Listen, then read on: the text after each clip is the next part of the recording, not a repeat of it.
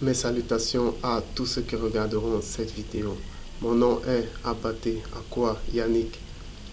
Si je viens auprès de vous en ce moment que le Père, dans sa grâce immense, rend encore possible, c'est pour partager avec vous la parole. La parole qui est esprit et vie. La parole qui donne la vie. La parole qui est notre Seigneur Jésus-Christ. La parole est esprit. Jésus-Christ est spirituel. Il n'y a aucune parole écrite. La parole ne saurait être écrite parce que la parole est spirituelle. Au commencement était la parole. La parole était avec Dieu et la parole était Dieu. Nous savons que Dieu est esprit. Donc la parole également est esprit. La parole ne saurait être écrite. Parce que c'est la parole qui donne vie à l'écriture.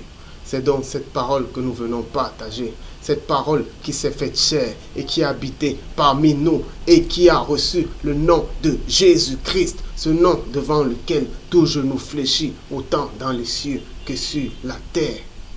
Nous sommes dans les temps de la fin. Nous sommes dans les temps de grande dissolution.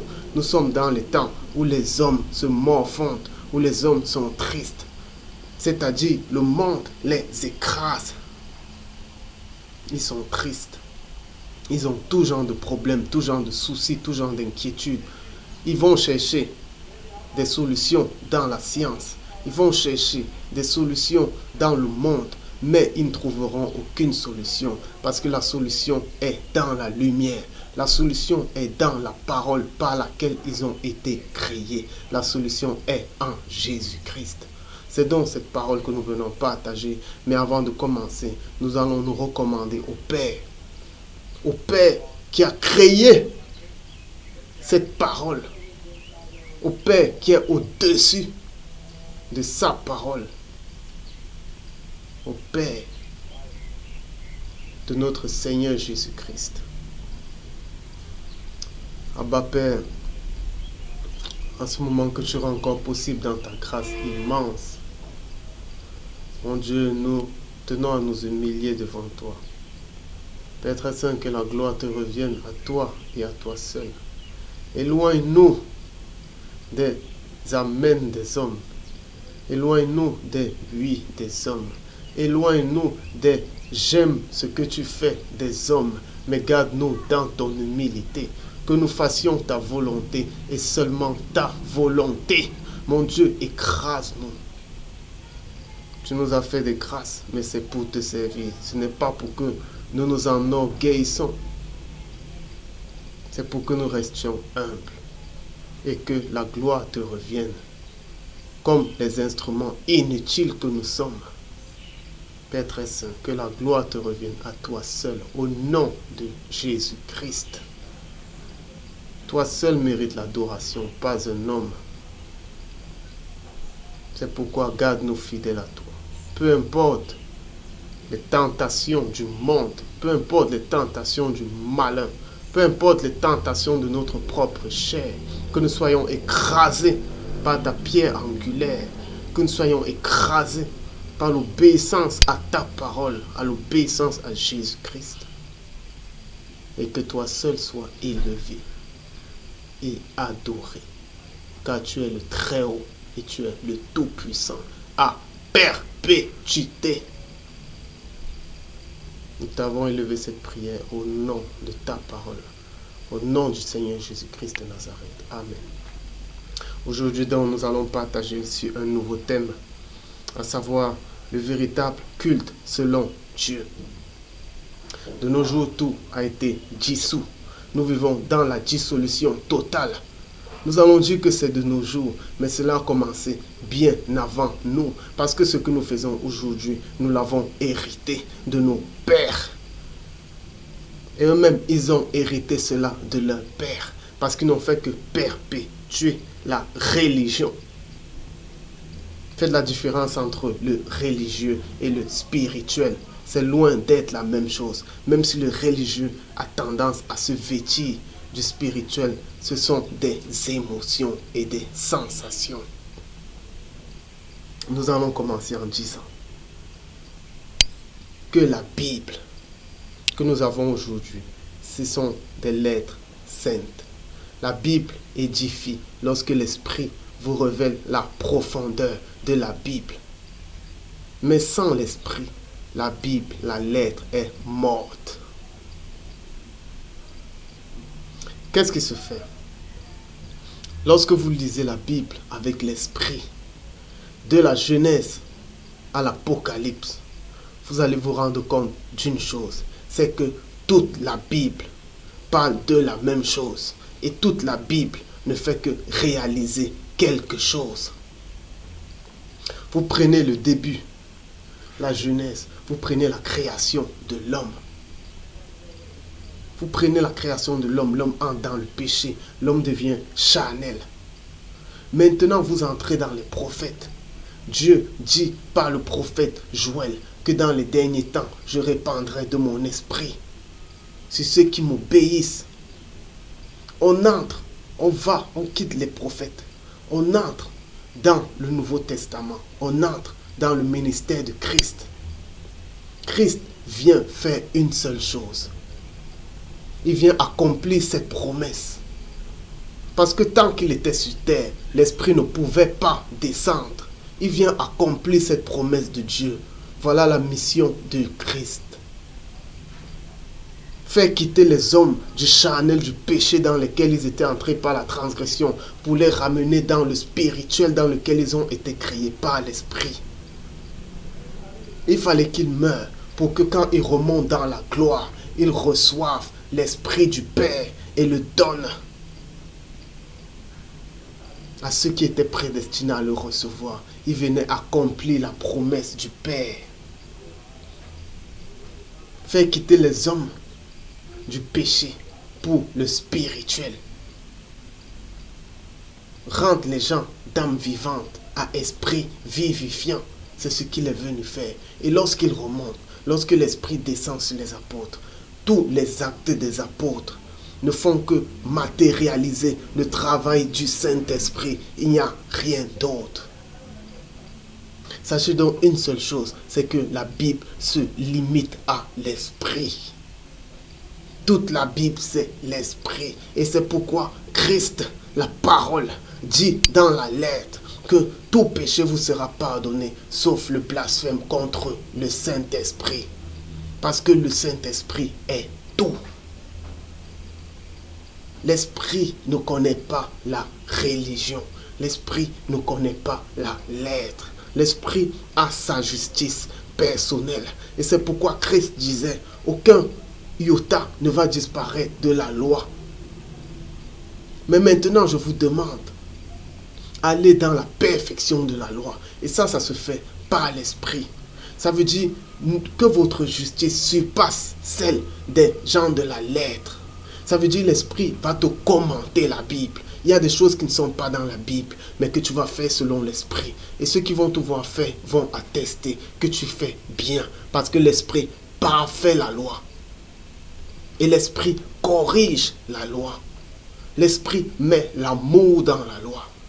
Œil pour œil, dent pour dent, ça n'existe plus de nos jours. Pourquoi? Parce que l'Esprit est venu perfectionner ça. Tout c'est l'Esprit. Parce que l'Esprit c'est la parole et la parole c'est Jésus-Christ. Tout c'est l'Esprit. Le véritable culte, il se fait selon l'Esprit, pas selon la lettre, pas ce qu'on vous enseigne, pas ce que les hommes de Dieu vous disent, voilà, on vous établit, fait et ne fait pas. Non, il y a un culte de l'Esprit. L'Esprit de la grâce enseigne quelque chose aux hommes. L'Esprit de la grâce vous enseigne à vous éloigner de l'impiété, à vous éloigner des convoitises de ce monde et à vivre dans ce monde selon la justice de l'Esprit. Christ déjà détaillait ce que c'était que la justice de l'Esprit. Ça veut dire si quelqu'un te dit fais 1 kilomètre avec... Il parlait ici des Romains. Parce que dans le temps de la Rome, les Hébreux étaient esclaves des Romains. Ça veut dire si un Romain venait vers toi, il te dit porte mon fardeau sur 1 kilomètre. Eh bien Christ est venu leur dire, si un Romain te dit porte mon fardeau sur 1 kilomètre, fais-en 2 avec lui. Il est venu parfaire la loi. Il est venu dire, soyez des agneaux. Il est venu dire, si tu observes une femme seulement avec des envies, eh bien tu as déjà péché sans aller à l'acte. Ça c'est la perfection de l'esprit sur la lettre. Vivez dans ce monde selon la justice de l'esprit. Vivez dans ce monde selon la piété de l'esprit. Vivez dans ce monde selon la sagesse. La sagesse, ça veut dire quoi? Ça veut dire comprendre l'autre qui est devant toi. Si vous voulez conquérir un païen, si vous voulez qu'un païen change, eh bien, prêchez pas le comportement. Ne venez pas lui afficher la Bible. Vous êtes en train de le frustrer. Vous ne savez pas ce que c'est qu'être sage. Sage, c'est comme Paul disait. Il disait, j'ai été juif avec le juif. J'ai été grec avec le grec. Soyez avec les autres. Fondez-vous. Si vous voyez quelqu'un qui aime regarder du foot, regardez le foot avec lui. Parlez. Il y a un moment où l'esprit va vous permettre de changer de conversation et de commencer à parler de Christ. Là, il ne sera pas frustré parce que vous l'avez ouvert, vous lui avez prêté de l'attention. Mais si vous venez déjà, vous plaquez la Bible, c'est comme si lui, il était faux. Ça veut dire que tout ce qu'il faisait, il était marginal. On ne marginalise pas les gens. On approche les gens. C'est ça, vivre selon la sagesse. Maintenant, dans ce que nous venons de dire, quelle est donc cette vie selon la sagesse? Quelle est cette vie selon l'esprit de la grâce? Le véritable culte, parce que le culte se fait dans une église. Le véritable culte, il faut d'abord comprendre qu'est-ce que l'église. L'église, ce ne sont pas les bâtiments. L'église ne sera jamais les bâtiments. L'église de Christ est vivante, comme lui-même est vivant. On dit que Christ viendra chercher une église sans tache ni ride. Vos bâtiments peuvent avoir des rides. Oh.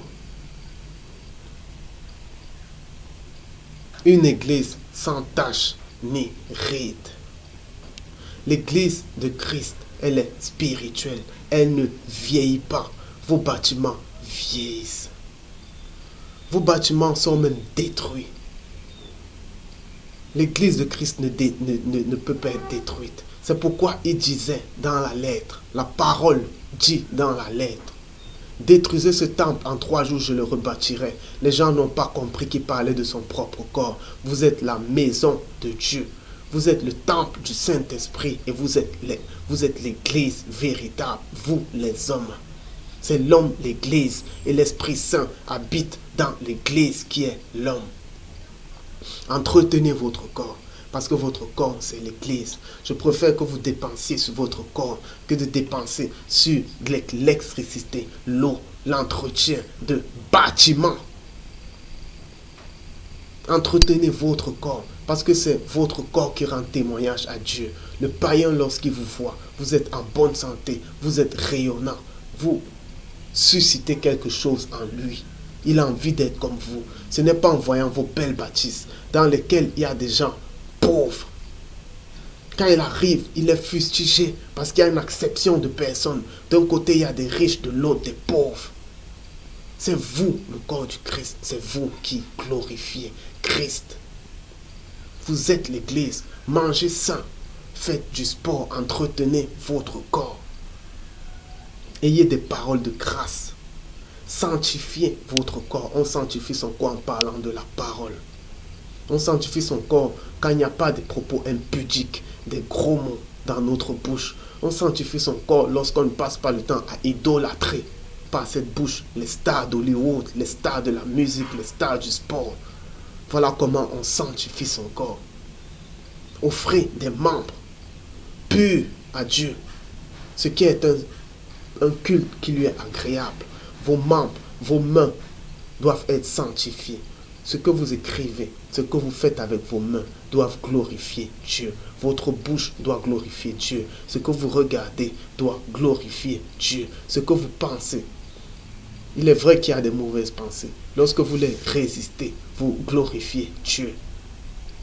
Et lorsque vous les chassez loin de vous par les louanges, vous glorifiez Dieu. Tous vos membres, vos pieds qui vous portent doivent être dirigés vers des choses qui glorifient Dieu. Pas se diriger vers des auberges, pas se diriger vers des boîtes de nuit, pas se diriger vers des bars. Non, vos pieds doivent se diriger vers des lieux de prière, vers des choses qui glorifient Dieu. Parce que vous êtes le temple de Dieu. C'est vous, l'Église. Maintenant, lorsqu'on quitte du cadre individuel, lorsqu'on part dans le cadre des assemblées, les assemblées de l'Église tout entière. Les assemblées, c'est quoi? C'est plusieurs églises qui s'assemblent. La première assemblée, c'est la famille. La première des assemblées, c'est la famille. Avant de regarder vos bâtiments, votre première église, c'est votre famille. Je parle pour l'homme, pour la femme, pour les enfants. Le père, la mère, les enfants, le mari et la femme. Votre première assemblée, c'est votre église. Vous ne serez pas jugé sur les dîmes que vous faites là-bas, dans vos bâtiments, ou sur les chants que vous chantez tous les jours, ou votre assiduité dans les bâtiments. Vous serez jugé dans votre première assemblée qui est votre famille. Est-ce que vous, parents, vous avez instruit vos enfants sur la voie du Seigneur? Est-ce que vous, père, est-ce que vous, mari, vous avez aimé vos enfants? Est-ce que vous avez aimé votre femme? Est-ce que vous avez été comme Christ est pour l'Église? Est-ce que vous avez supporté votre femme? Est-ce que vous avez cru ce qu'elle vous disait? Est-ce que vous avez été patient vis-à-vis de ses défauts pour qu'elle puisse changer? Est-ce que vous avez prié pour elle? Est-ce que vous avez été bon avec elle? Vous, femmes, est-ce que vous avez suivi la voie de votre mari? Est-ce que vous lui avez été soumise? Est-ce que vous n'avez pas essayé d'être égal à lui? Voilà le premier jugement. Ça commence dans l'église. Et l'église, c'est la famille. Allez dans vos bâtiments là-bas. Si dans vos familles, il y a du trouble, commencez par soigner votre église. Commencez par soigner votre assemblée. Voilà la première assemblée. Voilà la première assemblée. Maintenant, les autres assemblées. Lorsque vous allez vous assembler avec des frères, c'est toujours conduit par l'Esprit. Et pour une raison, pour la gloire de Dieu. Les choses de l'Esprit, on ne s'y attend pas. Ce sont des choses qui arrivent comme ça. Ce n'est pas vous qui allez dire, j'ai vu ce frère, il faut que je commence à persévérer avec lui. Non. Lorsque vous regardez cette vidéo, je ne vous ai pas fait une publicité. C'est parce que l'Esprit vous a amené à la regarder. Sachez quelque chose. Les choses de l'Esprit sont spontanées. L'Esprit va vous susciter des frères dans votre lieu de service. Il va vous faire, un jour vous sortez, vous vous asseyez dans un café. Vous rencontrez quelqu'un. Vous vous dites deux mots, pap. Vous savez que là, vous êtes ensemble. Et vous devez travailler ensemble. C'est comme ça que l'Esprit travaille. Ce n'est pas parce que votre père ou bien parce que votre mère est dans une religion que vous devez y aller et dire que c'est votre assemblée. Laissez l'Esprit vous lier à des frères. Et lorsque vous finissez la tâche que vous avez à faire, si l'Esprit vous dit séparez-vous, eh bien séparez-vous. Tout, c'est la conduite de l'Esprit. Ne suivez pas le religieux. Ne suivez pas le religieux. Sortez des religions et suivez l'Esprit. Il vous dirigera vers les frères et sœurs avec lesquels vous devez persévérer. Et cela pour un temps. Votre église, c'est l'église entière. Ça veut dire que vous pouvez vous retrouver à Yaoundé ou bien à Paris. Demain, vous vous retrouvez en Allemagne, vous avez toujours une assemblée. Ce n'est pas un nom. Ce sont des frères qui partagent le cœur du Christ comme vous. Et ils sont nombreux, c'est pourquoi on dit l'église est spirituelle. Vous vous rencontrez dans les marchés, vous vous rencontrez dans les écoles, vous vous rassemblez dans les lieux de service. C'est ça l'église et vous faites la mission pour laquelle l'Esprit vous demande d'être là. Et lorsque vous vous assemblez, tout ce que vous faites, c'est inspiré de l'Esprit. C'est inspiré. Lorsque vous vous assemblez, ne faites rien religieusement. N'établissez pas de programme. Que maintenant on entre, on loue. Après, c'est le pasteur qui parle. Après, ce sont les séances d'action. Ça, c'est du programme. Ça, c'est du religieux. Arrêtez ça. Même dans vos églises de maison, vous avez adopté la religion. Arrêtez ça. Lorsque vous vous assemblez, l'Esprit vous amène, vous inspire. C'est pourquoi il y a les dons de l'Esprit. Et les religions d'aujourd'hui n'ont pas de dons de l'Esprit. La seule chose qu'ils ont, c'est le parler en langue. Parce que personne ne peut le contredire. Ils ont même mis l'interprétation de côté. Parce qu'ils savaient que si on respecte cette parole de Paul, qui dit que si tu parles en langue, interprète-la, beaucoup devaient tomber. Ils ont mis, ça veut dire aujourd'hui quelqu'un commence à parler, déblatère. Il parle, personne n'interprète et personne ne peut contredire. Aujourd'hui, il n'y a pas de dons dans les églises parce qu'elles n'ont pas été érigées par l'Esprit. Lorsque les premières églises ont vu le jour dans les actes des apôtres, c'était déjà des chrétiens affermis qui s'y trouvaient. C'est pourquoi Paul dit aux Corinthiens que je me réjouis de sorte que vous possédez tous les dons de l'Esprit. Tout. Il faut d'abord former. Aujourd'hui, les chrétiens ne sont pas formés, ils sont faibles. Commencez par enseigner. Enseignez les chrétiens. Faites-leur comprendre que tout c'est l'Esprit. Qu'ils aient une intimité avec l'Esprit de Dieu. Qu'ils aient une intimité avec Christ. Qu'ils grandissent dans leur cadre familial. Qui commence par l'église de la famille. Qu'ils grandissent dans ce cadre. C'est après ça que l'Esprit, quand il va voir que les chrétiens sont faibles, il va dire maintenant commencez à établir des anciens. Commencez à établir des évêques. Et c'est pourquoi l'évêque, il fallait d'abord qu'il ait bien instruit sa maison pour qu'il puisse recevoir une charge dans l'église. Nous ne sommes pas encore prêts à cette église des actes des apôtres. Les chrétiens ne sont pas affermis.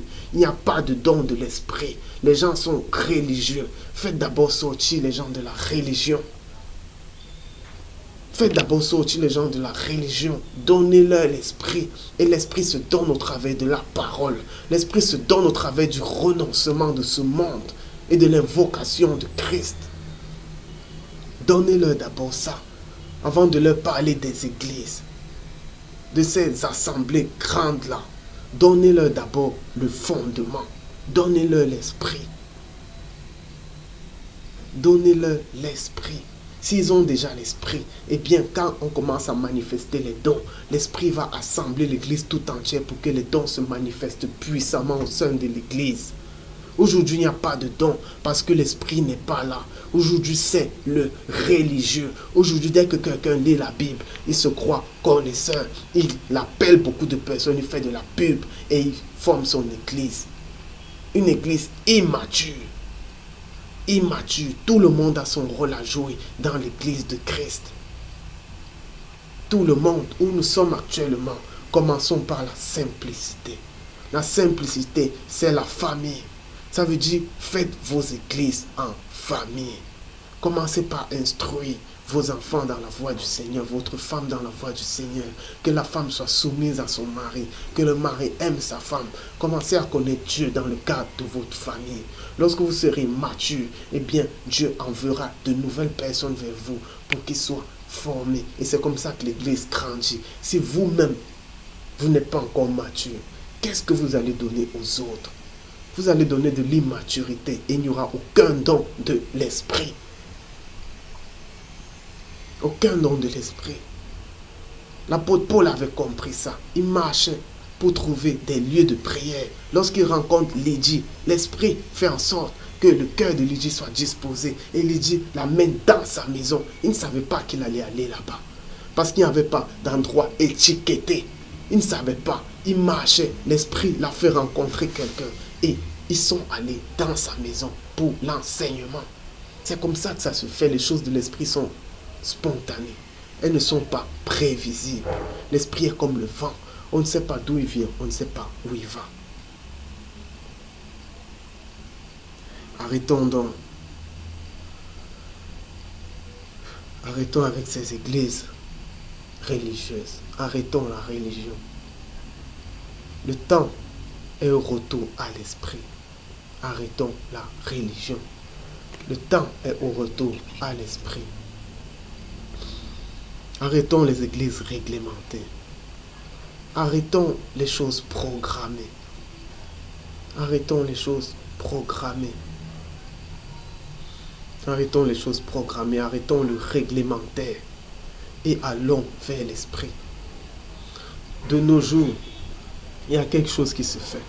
C'est que lorsqu'on veut convaincre un païen, on lui dit, viens dans mon église, viens dans mon bâtiment. Et la première chose qu'on va leur donner là-bas, c'est la Bible. Ce sont les versets bibliques. Vous troublez les païens. Vous les troublez. La simplicité. Jésus-Christ entrait dans les maisons des publicains. Il mangeait avec eux. La simplicité, c'est dans les choses simples, les choses courantes de la vie. Le véritable culte, c'est la simplicité. Le véritable culte, c'est ta vie de tous les jours. Le véritable culte, c'est dans ta famille. Si tu veux convaincre un païen, si vous travaillez ensemble, invite, il vient prendre un repas chez toi. Lorsqu'il va voir la chaleur qui est dans ta maison, l'amour qui est dans ta maison, la soumission de ta femme, il sera brisé. Plus que tu l'amènes dans son église, vous commencez à lui rabâcher des versets bibliques, il ne comprend rien. C'est comme un livre scellé. Les apôtres ont marché avec Christ. Ils avaient la loi de Moïse avec eux. Mais il a fallu que Christ souffle sur eux pour qu'ils reçoivent le Saint-Esprit, que le Saint-Esprit ouvre leur entendement à tout ce qui était écrit et qu'ils comprennent que tout ce qui était écrit parlait de Christ. Vous amenez des païens, vous les rabâchez les versets bibliques, ils ne vont rien comprendre. Et c'est pourquoi après, dès que vous leur dites, oh bon, maintenant, comme tu as compris, va te baptiser, ils vont se baptiser, mais leurs vies n'auront pas changé. Ils vont refaire les mêmes choses parce que vous ne les avez pas convaincus. On convainc en prêchant par son comportement. On convainc en prêchant par son comportement. Le véritable culte. Lorsque vous ne savez même pas quand vous êtes en culte. Lorsque vous marchez, vous rencontrez un frère dans un café, vous vous mettez à partager avec lui. Ceux qui sont autour de vous, ils partagent votre culte. Ils partagent votre culte parce que vous êtes en train de faire culte. Vous êtes en train de sanctifier l'environnement parce que quand vous parlez de la parole, vous sanctifiez l'environnement. Ils sont là, ils suivent et ils sont touchés, qu'ils vous le disent ou pas. Et ça, c'est dans la simplicité. Vous n'avez pas besoin d'entrer dans des bâtiments avec eux. Vous partagez un culte. Et s'il y a quelqu'un qui a faim à côté, vous lui donnez à manger. C'est un culte que vous êtes en train de faire. Vous n'avez pas besoin d'attendre le dimanche pour aller chanter et après aller recommencer votre sale vie religieuse. Mais de nos jours, on ne comprend pas. On ne comprend pas. Tout, vous voulez ramener ça à la Bible. Tout vous voulez ramener à la Bible. Prêcher Christ, c'est la simplicité. Christ n'avait pas la loi. Il ne récitait pas la loi. Il prêchait la vérité. Je n'ai pas besoin de vous ouvrir les versets bibliques. Nous travaillons par l'esprit. La foi vient de ce qu'on entend. Ce qu'on entend vient de la parole de Dieu. Vous entendez ce que je vous dis. Et si vous dites que c'est vrai, ce n'est pas de vous-même. C'est votre conscience qui vous atteste que c'est vrai. Je n'ai pas besoin de prendre des versets bibliques. Allez regarder la Bible et regardez si ce que je dis n'est pas vrai. La Bible même va vous témoigner. La Bible va vous rendre témoignage que ces paroles sont vraies. Et si vous voulez des gens qui vont vous prêcher la lettre, ils sont à chaque coin de rue. Parce qu'on sait que dès qu'on vous ouvre la lettre, vous êtes déjà brisé. Ils sont à chaque coin de rue. Ceux qui vont vous dire fais et ne fais pas. Voile-toi, ne te voile pas. Viens dans ma dénomination. Ils sont là. Ils ont des titres. Ils sont là. Mais nous avons marre. Parce que vous êtes religieux. Revenez à l'esprit. Et c'est tellement simple. La vie est simple. Simple. Entrez dans une maison. Partagez le repas avec quelqu'un. Parlez-lui de Christ. Vous êtes en train de rendre culte. C'est ça le culte. Vos pieds se sont dirigés vers un endroit pour glorifier Dieu. Vos yeux regardent ce qui glorifie Dieu. Vos pensées sont avec Dieu à ce moment-là. Vous êtes en train de faire un culte à Dieu. Vous n'avez pas besoin d'attendre le dimanche ou bien d'attendre une étude biblique. Non. Vous êtes en train de rendre culte. Le véritable culte, c'est dans la simplicité. Le véritable culte, c'est dans votre famille. Le véritable culte, c'est dans votre travail. Lorsque vous travaillez, vous glorifiez Dieu. Vos chefs voient que, mais celui-ci, il est différent. Il ne fraude pas. Il ne ment pas. Vous glorifiez Dieu. Vous rendez culte à Dieu. Qu'est-ce qu'on veut de plus? Le véritable culte avec Dieu est simple. C'est dans la simplicité. Christ était simple. Il était simple. On n'a pas besoin d'afficher des plaques publicitaires. On n'a pas besoin de distribuer des tracts. On n'a pas besoin de remplir des bâtiments le dimanche. Non, le culte est simple. C'est toute votre vie, c'est chaque jour de votre vie. Aujourd'hui, l'Esprit vous amène dans un café. Demain, l'Esprit vous amène dans un autre lieu. Vous rencontrez un frère, vous partagez. Ceux qui sont autour, ils seront touchés. Si vous êtes dans la joie, vous élevez des cantiques. Si vous voulez intercéder pour quelqu'un, vous priez. Si vous êtes dans la tristesse, vous priez. Que faut-il de plus? Pourquoi les gens aiment la religion? Après, ils sont déçus. Et si vous êtes déçus, sachez que ça vient de Dieu. Parce que vous n'aimez pas la vérité. Vous ne voulez pas la simplicité de l'esprit. Vous voulez vous-même vous asservir à des hommes et aux esprits religieux. C'est pourquoi Dieu vous envoie une puissance d'égarement. Il vous envoie ces hommes-là pour qu'ils pillent vos richesses, pour qu'ils prennent vos dîmes, pour qu'ils vous enseignent un enseignement dissous, basé sur la prospérité, sur la parole de foi, sur la réception des bénédictions. Reçois ta bénédiction aujourd'hui, vous criez Amen. Quelle bénédiction! Vous savez ce que c'est que recevoir une bénédiction de Dieu. Quand vous la recevez, vous savez. Vous n'avez pas besoin qu'un homme vous la donne. Il vous la donne à tout moment et vous ressentez sans vous. Nous sommes bénis de toute forme de bénédiction dans les lieux célestes. Nous sommes déjà. Ce n'est pas un homme qui va te donner des bénédictions. Ce n'est pas en postant une parole. Après on dit, si tu crois en ça, dis Amen. Vous récitez des Amen. Vous ne savez même pas ce que c'est que l'Amen vivant. Vous ne savez pas quand vous dites oui à quelque chose, ce que les esprits prennent de ça. Vous ne savez pas. Ces gens-là sont une malédiction. Sont une punition pour ceux qui aiment le faux, pour ceux qui aiment le religieux, pour ceux qui veulent porter l'étiquette de chrétien sans obéir à Jésus-Christ, sans s'éloigner des convoitises de ce monde, sans vouloir vivre dans la piété. Si vous aimez encore le monde, soyez religieux. Cela vous importe. Chacun porte son fardeau. Ils seront toujours avec vous et ils vont vous écraser. Ils vont vous garder sous leur servitude. Ils seront vos pères spirituels. Vous serez des enfants spirituels toute votre vie. Des bébés spirituels qui ne croîtront jamais. Qui passeront le temps à avoir le doute et la peur. Qui ne manifesteront aucun don spirituel. Et qui passeront le temps à juger ceux qui travaillent pour la vérité. Ils sont votre punition. Et lorsque vous allez comprendre la vérité, ils vont vous dire, n'abandonnez pas vos assemblées. N'abandonnez pas vos assemblées. La première assemblée, c'est la famille. Lorsqu'une femme mariée avec son mari, qui la bat tous les jours, qui la bastonne, eh bien, lorsqu'elle vient se plaindre dans vos églises, vous leur dites, c'est ton mari, il faut rentrer. Vous n'avez rien compris. Vous n'avez rien compris. Cette femme-là va mourir. Et vous allez porter sa mort sous votre dos. Parce que vous allez dire, n'abandonne pas ton mari. Un mari qui bastonne une femme tout le temps. Vous croyez que ça, c'est le Dieu? Le mariage est sacré. Le mariage n'est suivi d'aucun retrait. Le mariage selon Dieu.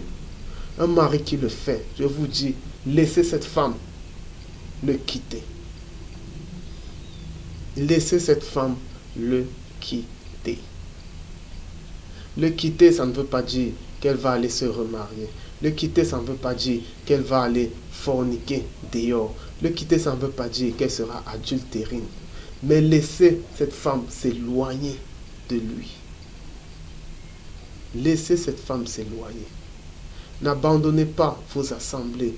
Aucune de ces assemblées qu'il y a aujourd'hui, aucune de ces assemblées-là n'est pour la majorité d'entre elles, n'est une assemblée de l'esprit.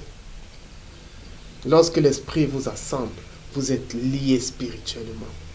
Liés spirituellement, vous ressentez de l'amour pour vos frères.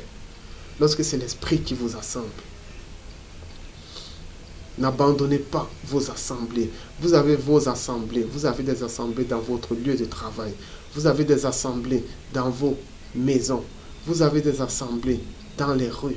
Vous avez vos assemblées dans les hôpitaux. À chaque fois que vous rencontrez un frère, c'est une assemblée que vous vous faites.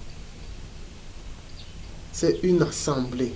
Maintenant, si dans cette assemblée, vous vous rendez compte qu'il y a le faux, ce n'est pas vous qui allez vous rendre compte. Il y a ce qu'on appelle le discernement des esprits. L'esprit va vous faire ressentir quelque chose qui va vous faire, hey, vous allez devenir prudent tout d'un coup. L'autre devant vous n'a même pas besoin de prononcer quelque chose. L'esprit parle à l'esprit. Si vous avez l'Esprit Saint, vous allez sentir quelque chose. Lorsque Paul est arrivé à Athènes, il a senti quelque chose. Il a senti une terre idolâtre. C'est le discernement des esprits. Et lorsque l'esprit vous dit déjà abandonner, abandonnez. Nous ne sommes pas dans le sentimentalisme. Même dans le corps du Christ, nous ne sommes pas dans le sentimentalisme. Nous sommes là pour faire la volonté de Dieu. Lorsque l'esprit vous met déjà en cœur, que maintenant laisse ce frère, maintenant laisse cette sœur, eh bien laisse-les. Abandonne-les sans regarder derrière. Tu ne sais pas ce que Dieu est en train de vouloir faire derrière. Et si tu restes, parce que tu es un frein sur ce qu'il est en train de vouloir faire, il va te frapper avec tout le reste. Il va te frapper avec tout le reste. Vous dites, on abandonne les assemblées. Lorsque l'esprit te met à cœur d'abandonner, abandonne-les. Parce qu'ils sont religieux, parce qu'ils sont faux. Et Dieu va les frapper. Si toi tu restes là, tu seras frappé avec eux.